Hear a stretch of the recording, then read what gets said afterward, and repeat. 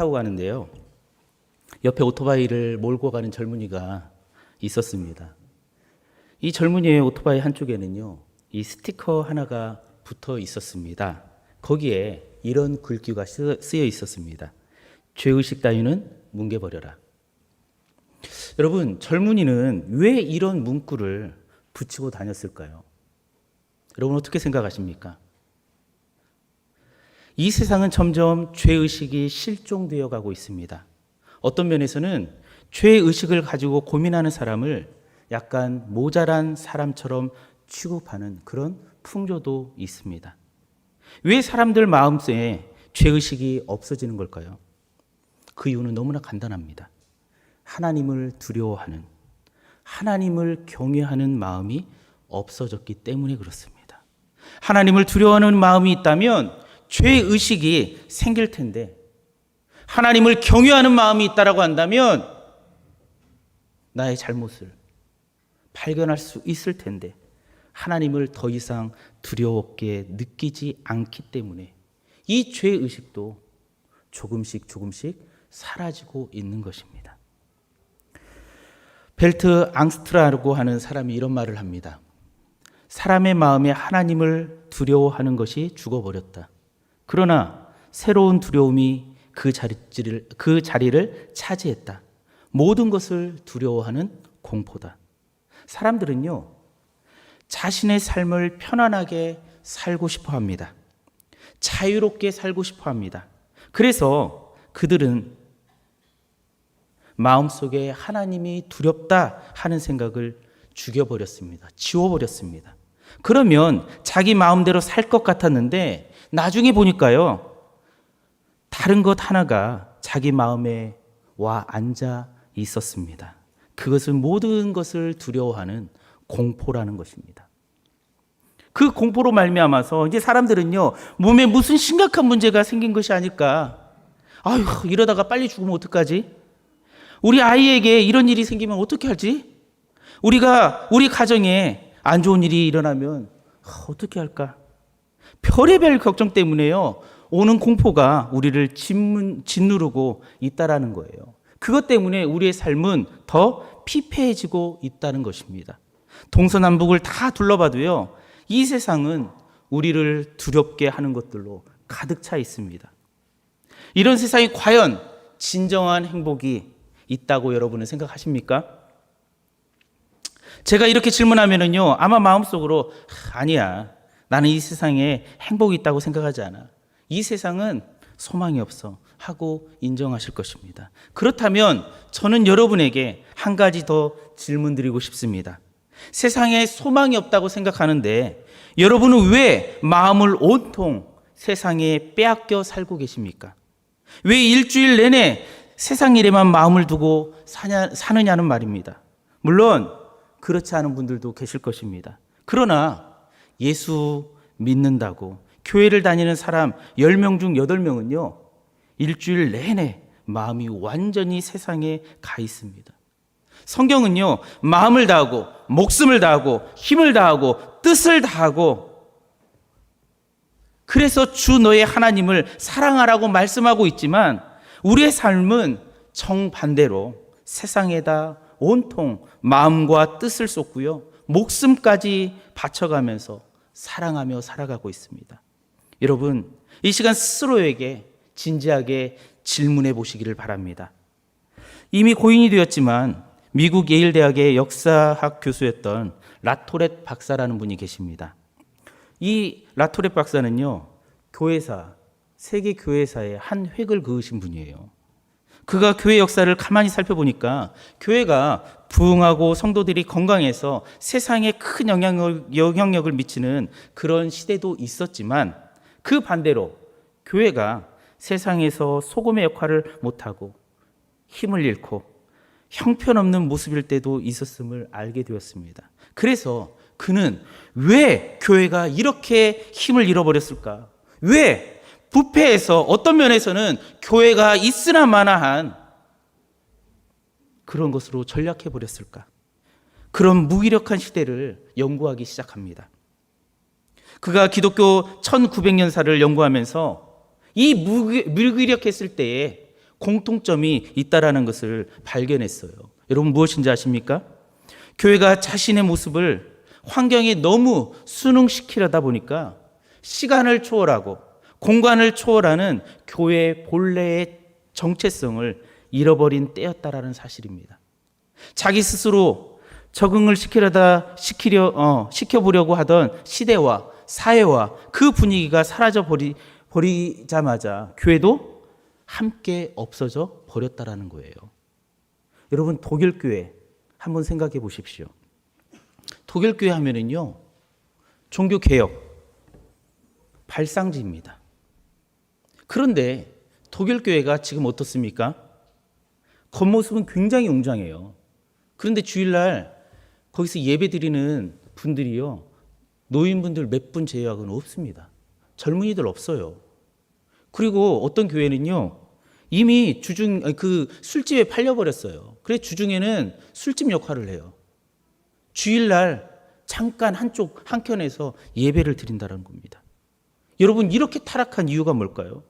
종교개혁의 발상지였던 그 독일 교회가 이렇게까지 짓밟힌 이유가 뭘까요? 18세기 중엽 이후에요. 이성주의, 합리주의, 진화론 등이 밀려 들어오게 됩니다. 이성주의라는 환경, 합리주의라는 환경, 진화론이라는 환경이 생기게 돼요. 그때 교회는요, 이 환경에 교회를 순응시키려다가 하나님 중심에서 이성 중심으로 사고의 흐름이 바뀌게 됩니다. 성경은 어떻게 된지 아십니까? 성경 해석도요, 고등비평. 쉽게 얘기하면은요, 그냥 학문적으로 성경을 연구하는 거예요.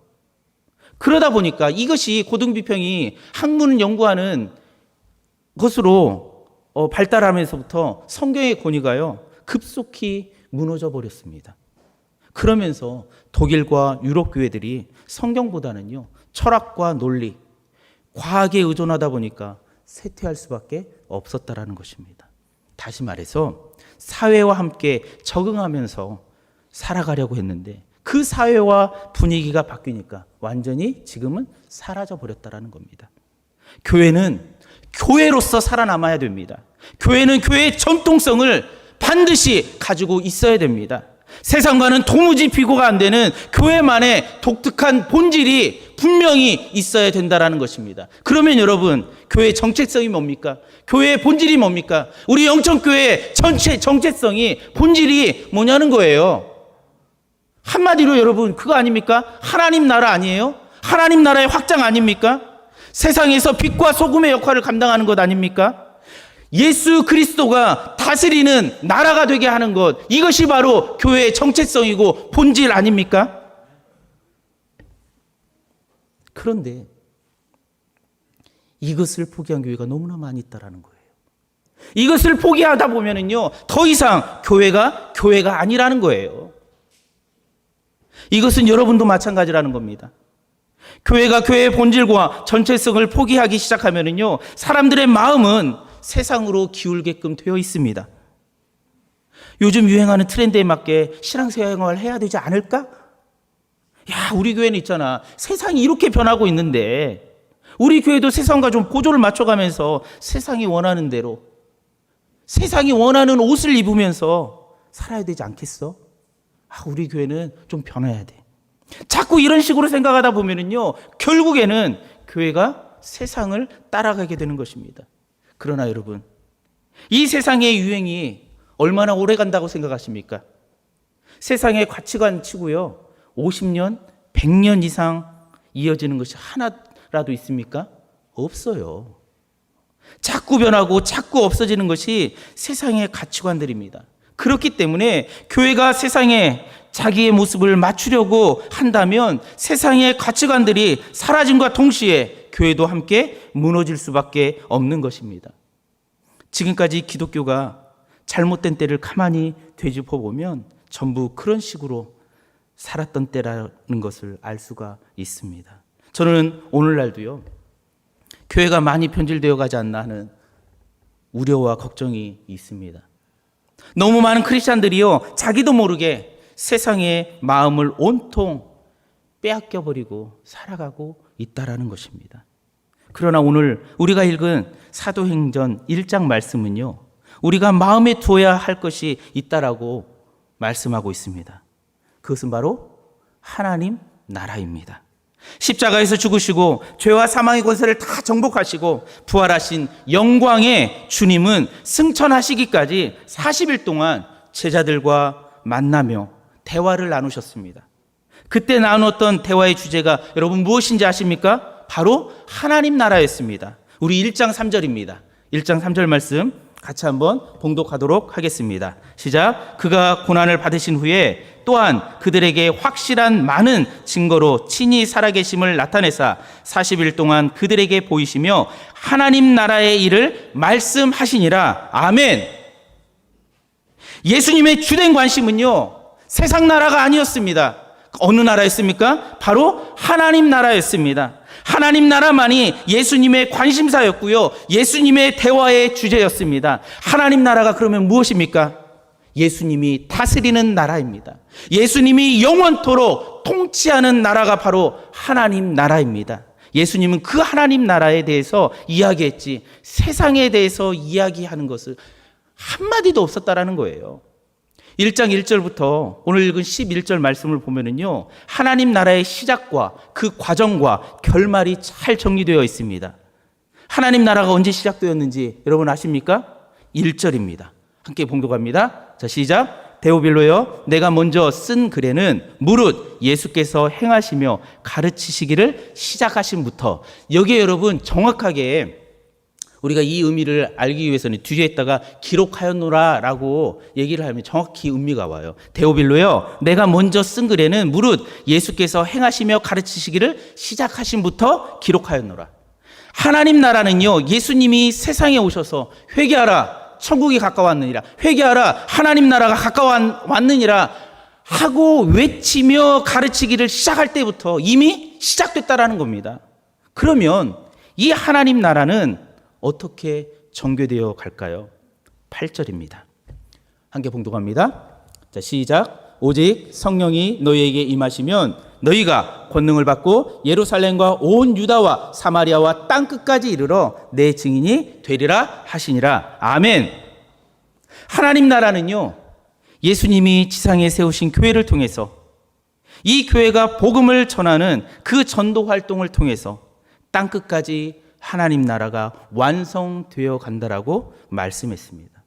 그리고 지상교회를 왜 세우셨습니까? 하나님 나라를 건설하고요, 그 나라를 완성하기 위해서 이 지상교회를 세우신 것입니다. 그러면 그 나라가 과연 언제 완성될까요? 11절입니다. 예수님이 하늘로 승천하는 광경을 넋을 잃고 쳐다보는 제자들에게 천사 2명이 나타나서 이렇게 말씀합니다. 11절입니다. 자, 시작. 갈릴리 사람들아, 어찌하여 서서 하늘을 쳐다보느냐? 너희 가운데서 하늘로 올려지신 이 예수는 하늘로 가심을 본 그대로 오시리라 하였느니라. 아멘. 예수님이 승천하실 때와 똑같은 모습으로 다시 이 땅에 재림하시는 그날 하나님 나라가 완성되고 영원히 지속될 것이다라고 말씀을 하고 있습니다. 이것이 바로 여러분 하나님 나라입니다. 그러므로 예수님의 관심, 예수님의 주제는요, 오직 하나님 나라밖에 없었습니다. 성경 전체를 여러분이 창세기부터 요한계시록까지 한번 읽어보십시오. 그 주제는 예수 그리스도, 그리고 그가 다스리는 하나님 나라입니다. 그 외에는 없어요. 성경 안에 세상 나라에 대한 관심을 가지고 이야기하는 곳이 어디 있습니까? 없습니다. 성경 안에는 세상 나라에 대한 청사진이 없어요. 세상 나라에 대한 어떤 목표도 없습니다.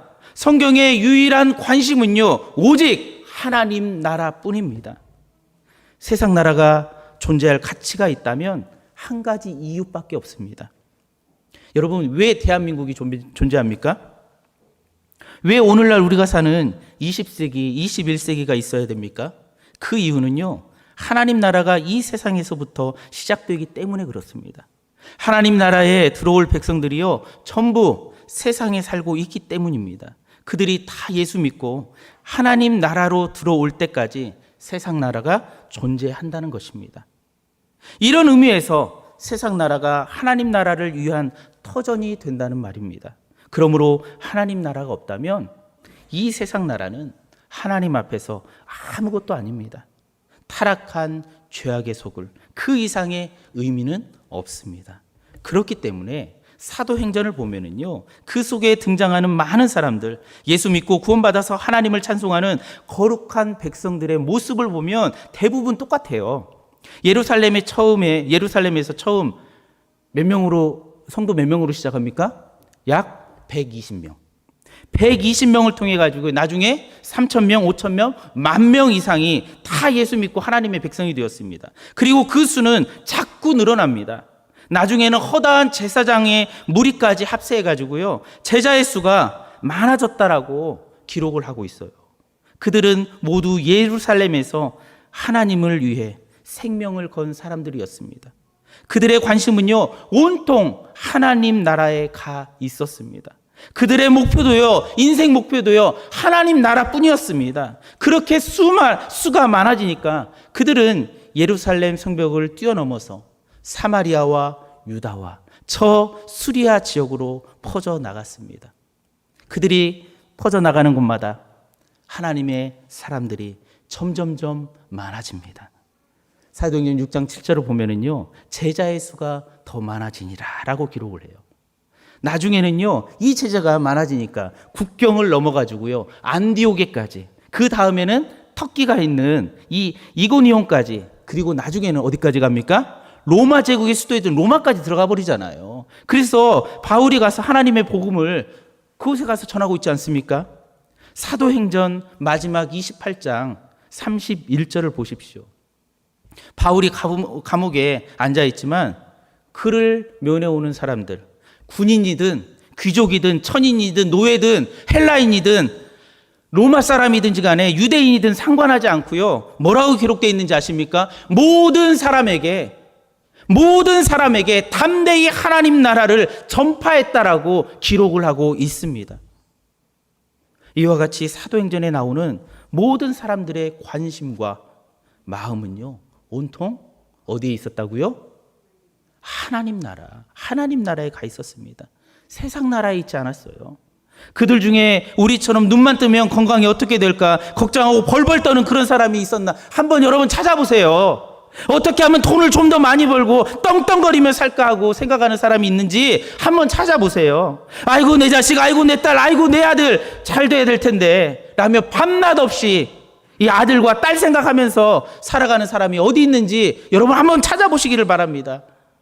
베드로는요, 사역 중후반기부터 자기 아내를 데리고 다녔어요. 물론 기록에는 없지만 자식도 있었을 것입니다. 그러나 성경에 베드로가요, 자기 아내를 걱정했다는 말이 어디에 있습니까? 자식을 걱정하느라고 시간을 그냥 다 허비했다라는 말이 여러분 어디에 있습니까? 없어요. 물론 이렇게 보면은요, 베드로 참 가정 일도 못하고 자식도 사랑하지 않았나 보네 라고 오해할지 모르겠지만은요, 그들은요 굉장히 가정을 알뜰히 돌봤습니다.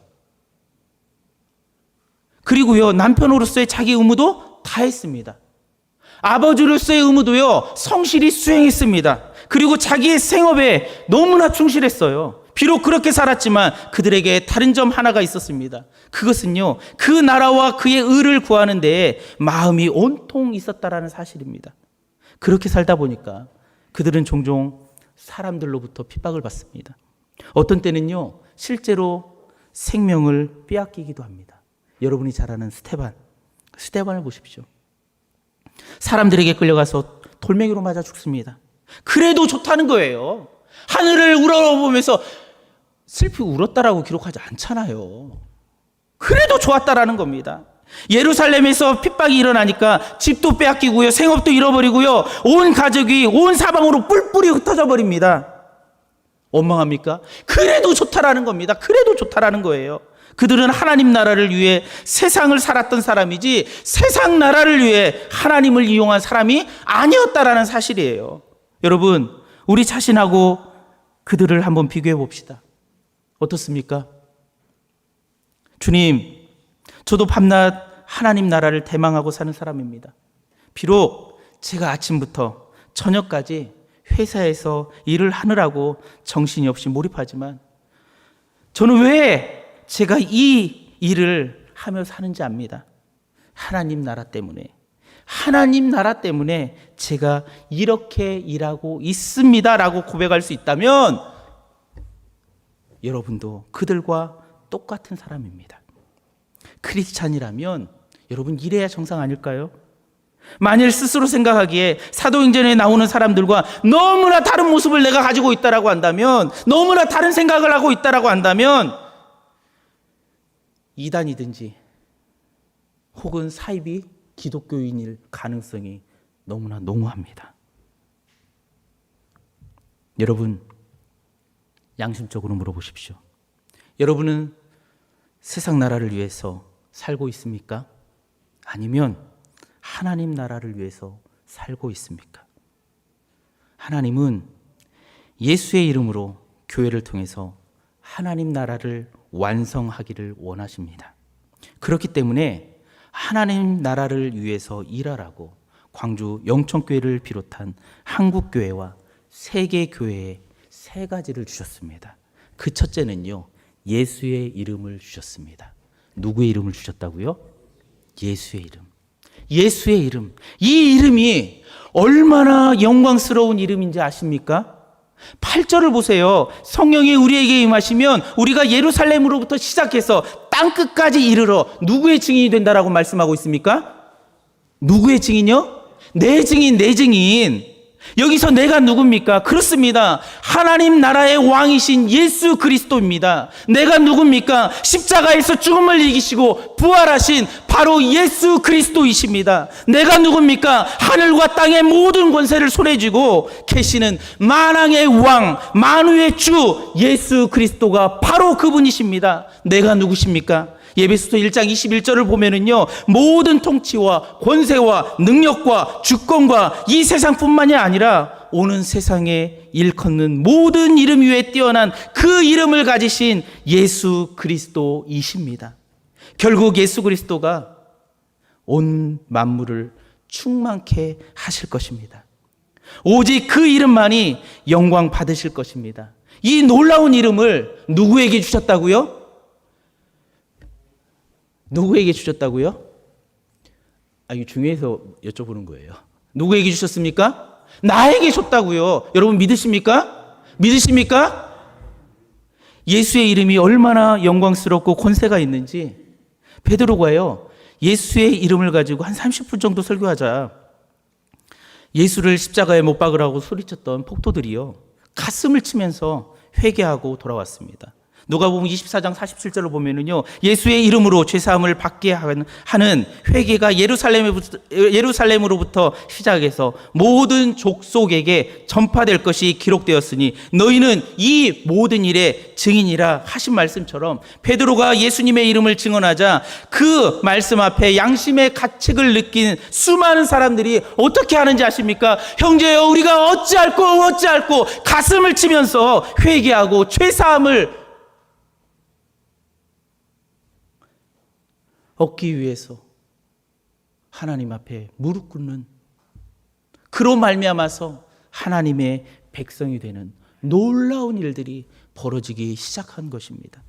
또 베드로가 예수의 이름으로 담대히 명령하자 나면서부터 안진뱅이 된 사람이요 걷고 뛰게 되었습니다. 이것을 보고요, 사람들이 너무나 신기한 거예요. 그래가지고 베드로 주변에 몰려들잖아요. 그러니까 베드로가 뭐라고 얘기합니까? 사도행전 4장 10절에 너희와 모든 이스라엘 백성들아 알라, 너희가 십자가에 못 박고 하나님이 죽은 자 가운데서 살리신 나사렛 예수 그리스도의 이름으로 이 사람이 건강하게 되어 너희 앞에 섰느니라. 아멘. 예수의 이름은 여러분 그만큼 능력이 있다라는 사실을, 권세가 있다라는 사실을 인정하며 고백할 수 있는 저와 여러분이 되기를 다시 한번 주님의 이름으로 축원합니다. 아멘.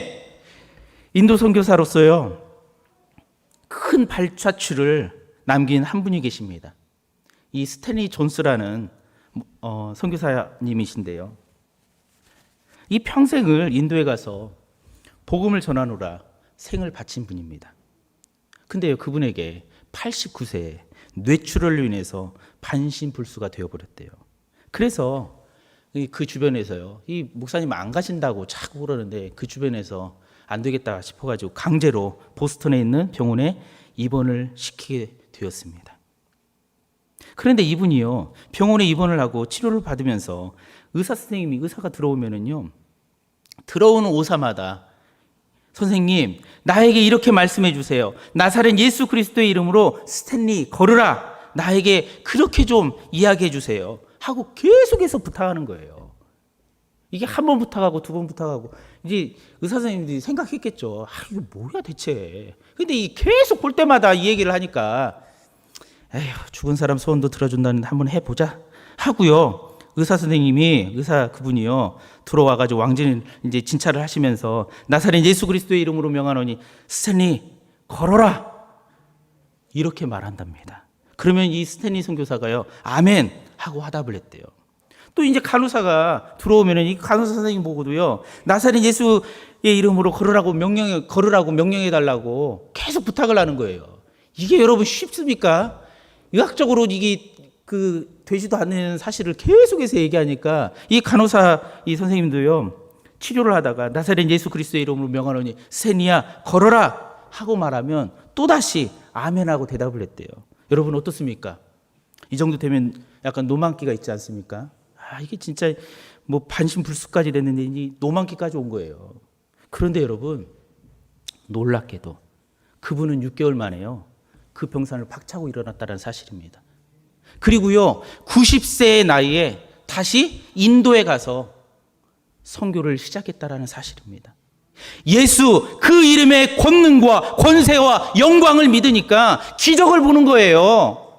예수 이름의 권능을 믿지 못하는 사람은요 죽었다 깨어나도 할 수 없는 일이 그에게 나타났다라는 사실입니다.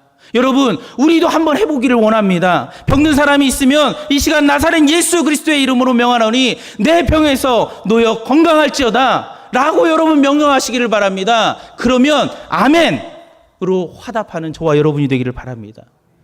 그러면 그 사람은 반드시 나을 것입니다. 우리가 예수 이름의 권세를 안 믿으니까 안 믿기 때문에 못하는 거지요. 여러분 한번 믿어보세요. 그리고 이 시간 그 권능에 힘입어서 한번 선포하시기를 바랍니다. 나사렛 예수의 이름으로 명하노니 네 병에서 놓여 건강할지어다. 아멘. 안 하시네요. 따라서 한번 해볼까요? 예, 제가 먼저 하겠습니다. 나사렛 예수 그리스도의 이름으로 명하노니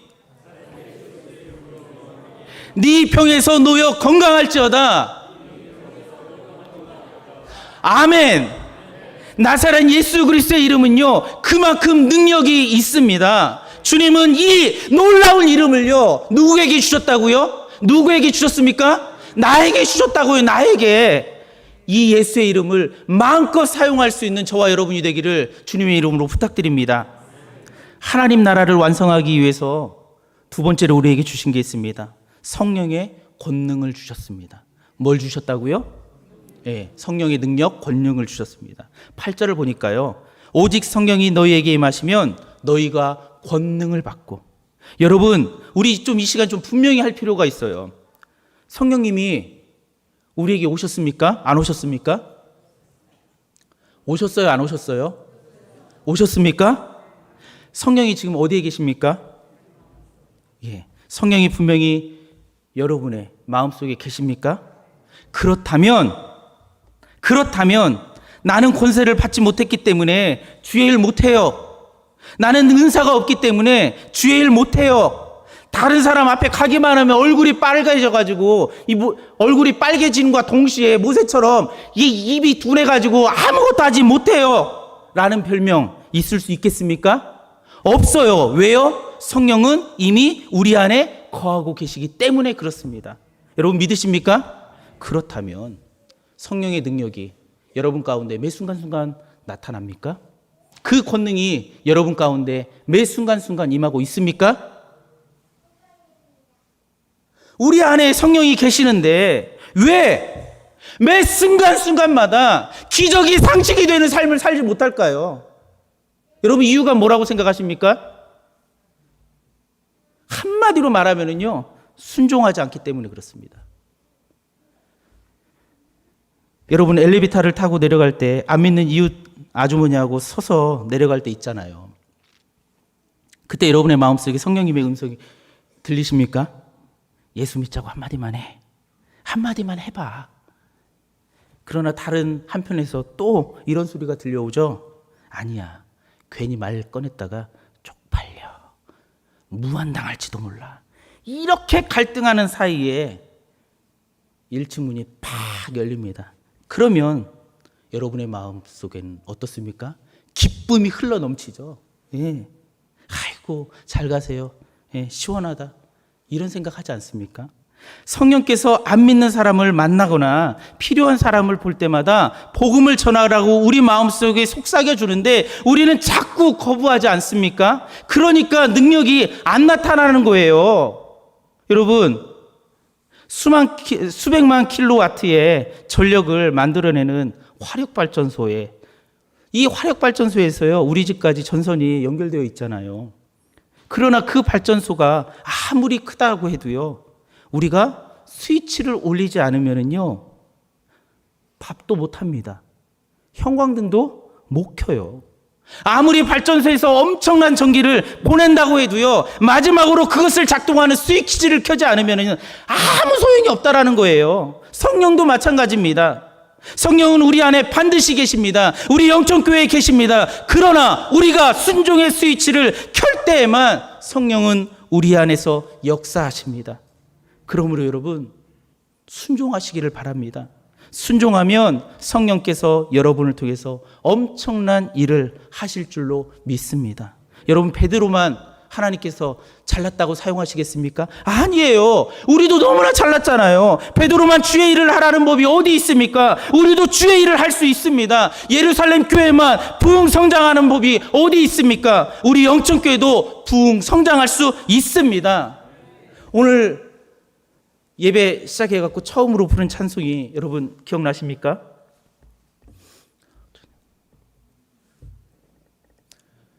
벌써 놓쳐버렸죠.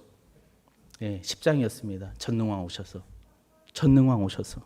전능왕이 오시라고 소리만 지르지 말고요, 주의 일에 최선을 다하시기를 바랍니다. 백성이 있어야 여러분 왕이 있지 않습니까? 백성이 없는데 왕 혼자서 뭐 하겠어요? 그러므로 이 왕이 영광 받도록 하려면 우리가 성령의 권능을 가지고 나가야 됩니다. 순종하면 능력이 흘러나오게 되어 있습니다. 여러분 믿으십니까? 능력이 나로부터 흘러나가게 되어 있다라는 사실입니다. 왜냐하면 내 안에 누가 계시기 때문에요? 성령이 계시기 때문에 그렇습니다. 시간이 너무나 많이 지났습니다. 마지막 세 번째를 해야 될 것 같은데 하겠습니다. 하나님의 나라를 완성하기 위해서 우리에게 주신 세 번째는요, 하나님 나라의 꿈, 곧 환상을 주셨습니다. 뭘 주셨다고요? 하나님 나라의 꿈, 곧 환상을 주셨어요. 여러분, 오늘 본문은 아니에요. 그런데 2장 17절을 보면 이렇게 말씀하고 있습니다. 한번 같이 봉독합니다. 띄워주세요. 시작. 하나님이 말씀하시기를 말세 내가 내 영을 모든 육체에게 부어주리니 너희의 자녀들은 예언할 것이요 너희의 젊은이들은 환상을 보고 너희의 늙은이들은 꿈을 꾸리라. 여기에서 꿈, 환상, 예언은요, 하나님 나라의 꿈이요 환상이요 예언을 말합니다. 그러므로 예수 잘 믿고 하나님 나라를 위해서 살겠다라고 하는 마음을 가진 사람들은 항상 마음속에 하나님 나라의 그림을 그리고 살 수밖에 없는 거예요. 예수 믿는 사람이 자꾸 늘어나고 그 다음에 주님이 오실 때까지 때가 가까워지면 그 그림 때문에요, 그 하나님 나라에 대한 환상 때문에요, 꿈 때문에요, 그 비전 때문에요, 흥분을 같이 감추지 못하는 겁니다. 하나님 나라에 대한 환상이 있기 때문에 그렇습니다. 예수님은 우리가 이 환상과 꿈을 가지고 세상을 살아가도록 하기 위해서 매일마다 반복해서 외우고 기도할 수 있도록 우리에게 주신 기도문이 있습니다. 그것이 뭔지 아십니까? 바로 주기도문이에요. 주기도문 어떻게 시작합니까? 자, 시작. 하늘에 계신 우리 아버지여, 이름이 거룩히 여김을 받으시오며, 그 이름이 거룩히 여김을 받기 위해서 여러분 어떻게 해야 됩니까? 그 나라가 임해야 됩니다. 다시 말하면 하나님 나라가 완성돼야 된다라는 거예요. 그럴 때 주의 뜻이 이 땅 위에 이루어지는 겁니다. 나라와 권세와 영광이 아버지께 영원히 있게 되는 것입니다. 하나님이여, 하나님의 나라와 그의 나라의 영광과 권세, 이 모든 것을 소유하시고 우리를 영원히 다스려 주옵소서. 이것이 바로 주기도문의 가장 중심 사상인 것입니다. 주님은 우리가 날마다 이 주기도문으로 기도하면서 하나님 나라를 꿈꾸면서 그 꿈을 먹고 살도록 만들어 주셨습니다. 육신을 쫓는 자는 육신의 생각을 하게끔 되어 있습니다. 성령을 쫓는다는 영의 일을 생각하게끔 되어 있습니다. 영의 일이란 하나님 나라의 환상을 의미합니다. 여러분에게 이런 환상이 있습니까? 있으면 성령의 사람입니다. 이런 환상은 없고 세상 환상만 가득 차 있지는 않습니까? 그렇다면 스스로에게 이런 질문을 던져보시기 바랍니다. 성령님, 지금 어디에 계십니까? 성령님, 지금 어디에 계십니까? 지금 나에게 들어와 주시기를 원합니다. 내 마음 중심에 좌정하여 주시기를 원합니다. 그래서 나를 다스려 주시기를 원합니다. 그로 말미암아서 내가 꿈을 꿀 수 있게 도와주시기를 원합니다. 환상을 꿀 수 있게 도와주시기를 원합니다. 하나님 나라에 대한 청사진을 내 마음속에 그릴 수 있게 도와주시기를 원합니다 하는 간절한 마음으로 하나님 앞에 나가야 되지 않겠습니까? 사랑하는 여러분, 하나님 나라에 대한 꿈을, 하나님 나라를 겨냥하는 삶을 살아가기를 원합니다. 하나님은 하나님 나라에 대해서 계시록 22장 3절에서 5절에 이렇게 말씀하고 있습니다. 다시는 저주가 없으며 하나님과 그 어린 양의 보좌가 그 가운데 있으리니 그의 종들이 그를 섬기며 그의 얼굴을 볼 터이요 그의 이름도 그의 이마에 있으리라. 다시 밤이 없겠고 등불과 햇빛이 쓸데없으니 이는 주 하나님이 그들에게 비추심이라. 그들이 세세토록 왕노릇하리로다. 아멘. 예수님과 더불어 세세토록 왕노릇할 하나님의 나라가 지금 다가오고 있습니다. 여러분, 어느 나라를 위해서 우리가 마음을 쓰고 헌신하고 충성해야 되겠습니까? 성령께서 이 자리에 임재하심으로 말미암아 다시 한번 우리의 생각을 바로잡아 주시고 성령께서 우리 마음에 임재하심으로 말미암아 우리 마음에 있는 세상의 바벨론 신상을 다 깨트려 주시기를 바랍니다. 그로 말미암아 우리로 하여금 하나님 나라를 바라보는 환상이 있게 하시고 우리가 예수 그리스도의 이름을 가지고 나가면 우리 앞에 있는 모든 불쌍한 영혼들이 두 손 들고 주님 앞에 돌아오는 놀라운 역사가 우리 가운데 임하기를 원합니다. 하늘을 겨냥하십시오. 하나님 나라를 바라보면서 살아갈 수 있는 저와 여러분이 되기를 다시 한번 주님의 이름으로 축원합니다. 기도하겠습니다. 거룩하신 아버지 하나님, 감사합니다. 하나님, 우리의 눈이, 우리의 시선이, 우리의 마음의 중심이 오직 하나님 나라를 겨냥할 수 있게 도와주시기를 원합니다. 딴 생각하지 않게 도와주시기를 원합니다. 땅에 생각하지 않게 도와주시기를 원합니다. 하나님, 온전하게 하나님 나라를 겨냥하면서 살아갈 수 있는 우리의 삶이 될 수 있게 도와주옵소서. 그로 말미암아 우리의 가정도, 우리의 직장도, 우리의 재물도, 우리의 젊음도, 우리의 건강도 하나님의 영광, 그 나라를 위해서 영원한 것을 위해서 바칠 수 있는 믿음이 새록새록 솟아날 수 있게 도와주옵소서. 예수님의 이름으로 기도합니다. 아멘.